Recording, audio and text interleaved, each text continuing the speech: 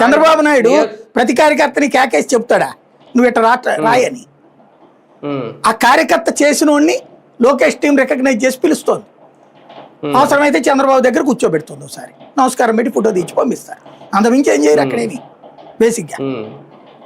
అలాంటి రికగ్నైజేషన్కి ఇప్పుడు ఇతను ప్రయత్నిస్తున్నాడు. నాకు తెలిసి ఇప్పుడు ఇతను పెడుతోంది కొత్తగా. ఇదివరకు అయితే వీళ్ళకి సభ్యత్వాలే లేవు కదా.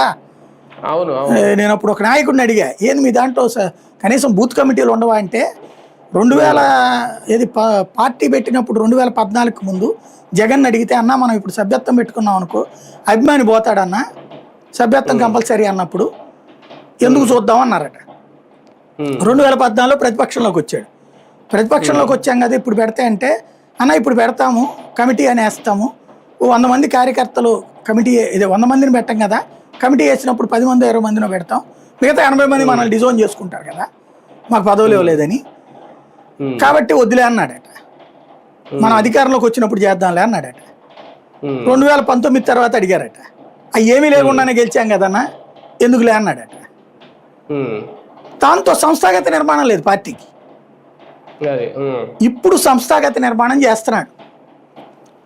కార్యకర్తలకి ఒక ఐడి కార్డు, అలాగే బూత్ కమిటీలు, ఇట్లాగా ఓ సంస్థాగత నిర్మాణం జరుగుతోంది. ఇప్పుడు చాలా ఆలస్యం అయిందా? లేదు లేదు, అంటే పార్టీ పెట్టాకైతే చాలా ఆలస్యం.